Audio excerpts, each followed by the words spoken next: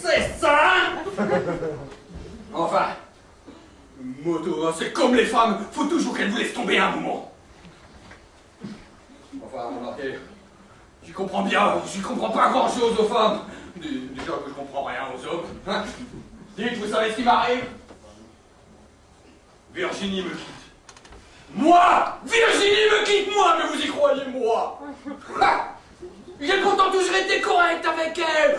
Chaque fois que je la trompais, je lui disais: Virginie, t'es cocu.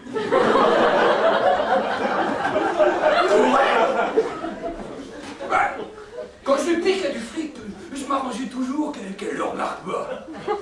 Discret. Correct et discret. Et j'étais avec elle, mais d'une délicatesse. Chaque fois que je lui filais une trempe, je regardais bien dans la boîte à pharmacie s'il y avait des pansements. Correct et discret.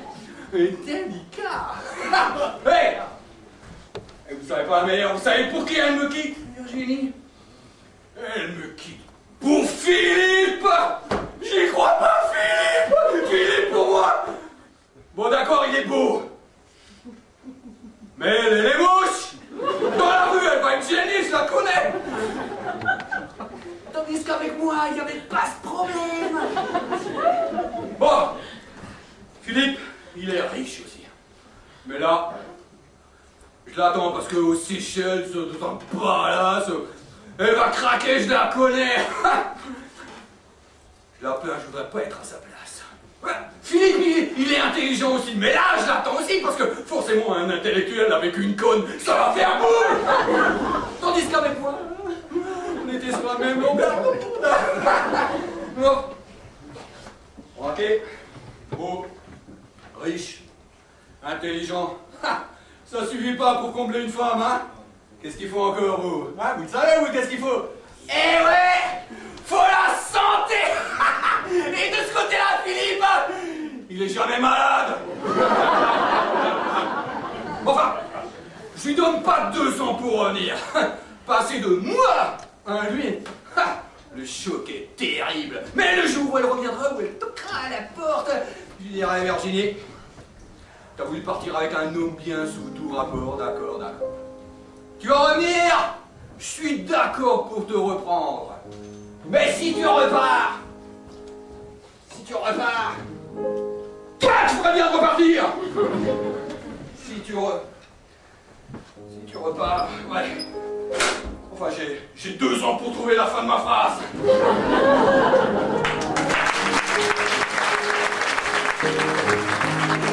Voilà. Ça fait un bail qu'on s'est pas vu. Comment vas-tu? Oh bah très très bien. Je suis au chômage. Tu peux pas savoir le bien que ça me fait. Ça me repose. Oh bah ça me repose. Oh bah tu vois, moi je préfère me reposer au boulot. La direction du travail, c'est cool pour ça. Oh mais moi c'était pareil. Avant, quand j'étais encore à la direction de l'emploi, ben je faisais que dormir. Seulement après, je fermais plus l'œil de la nuit. Ça agaçait Momo. Tiens, en parlant de mec, comment il va le tien là? Je sais pas, ça fait 5 ans qu'on est mariés, alors tu vois, là je suis plus très au courant, hein. Attends, parlez bien quand même de temps en temps. Ballon. Attends, Maurice, nous on a un véritable échange, hein. Le soir, quand il rentre du travail, je lui demande comment ça va. Il me répond: qu'est-ce que ça peut te faire? Après, oh, il est tranquille pour le reste de la soirée. Oh, mais ça plairait pas à Eddie, hein. Lui il aime pas les grandes phrases, hein. Tu vois, quand tu rentres du boulot, il est tellement fatigué, il s'écroule dans le canapé, il allume la télé, on grignote un truc devant la télé, il lit un truc genre Télé 7 jours, et il s'endort comme un sac. Il regarde la télé, il lit et il mange en même temps. Et parfois même, un bas de pied. Vous êtes pas très télé, vous, non? Ah non, nous c'est plutôt bouffe. Enfin, Maurice, c'est ça qui l'intéresse. Et en plus, il veut que du sérieux, hein. Couscous, pécamo, flash, lapin au loukou, quoi. Un truc de mon invention. Quand il mange, c'est quasiment une cérémonie religieuse. Ah bah c'est marrant parce que je ne le voyais pas avec une vie intérieure aussi intense. Attends, tu le prendrais dans un temple bouddhique. Il a l'œil rond, tourné dans le vide, y a rien qui bouge à part la mâchoire inférieure. Oh mais c'est comme Eddie, sauf que lui, même les mâchoires ne bougent pas. Comme une momie égyptienne. Sur les bandelettes. Parfois j'ai l'impression d'être assise à côté d'un sarcophage. À côté d'un ruminant. Ouais. Et sans indiscrétion là, au lit, ça se passe comment? Tu sais, après une journée de travail, 5 heures à ruminer à table, forcément, faut qu'il récupère. Normal, le mien c'est pareil, 8 heures au boulot, 6 heures comme momie. Forcément ça épuise, hein. Quand je le couche, il est au bout du rouleau, je vais mentir, on tire la bandelette. C'est comme Momo, hein. Inconsciemment, quand il se couche. Ouais. 2-3 minutes, il rumine encore. Ouais, 2-3 minutes, hein. Et ensuite, craque dodo ronflette. Je peux quand même pas troubler sa digestion. Ouais, la vie de couple, c'est un choix de vie. Tu vois, moi, avant de connaître Eddie, j'étais plutôt contre. Mais là, après toutes ces années de vie commune, je suis franchement contre.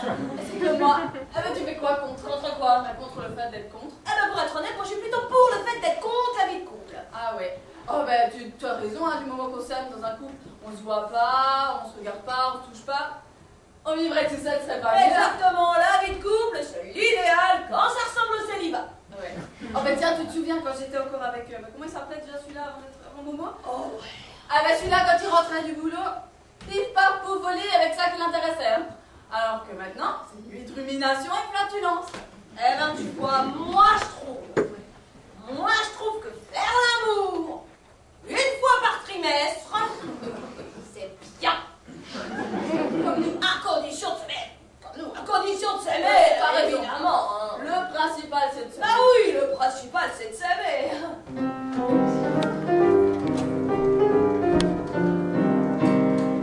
Bon, elle a goûté la pomme, même que ça n'était pas très bon. Mais rien d'autre, alors en somme, elle a eu raison. Eh bien non, ça l'a pourtant arrangé l'homme. C'était pas lui qui l'avait fait.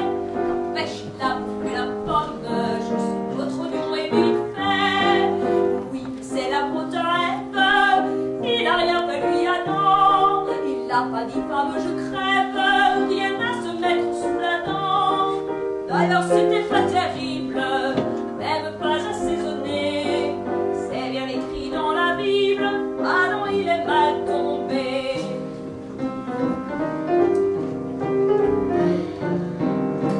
Mais après ça, quelle misère, Dieu leur a dit faut travailler. Est-ce qu'on pouvait bien faire, Eva leur a dit j'ai trouvé.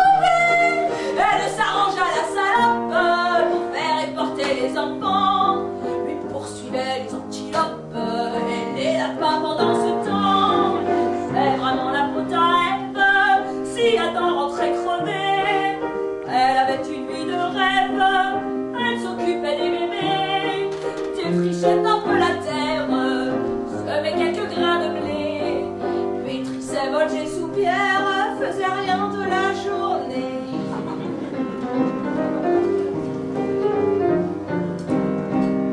Enfin, pour faire bonne mesure, elle nous a collé un péché.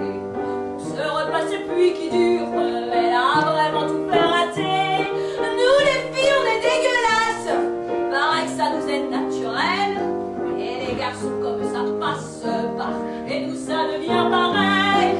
Mais si c'est la faute à Ève, comme le bon Dieu l'a dit, moi je vais me mettre en grève, j'irai pas au paradis. Hey, non mais qu'est-ce qu'il s'imagine, j'irai en enfer tout droit. Le bon Dieu est misogyne, mais le diable ne l'est pas.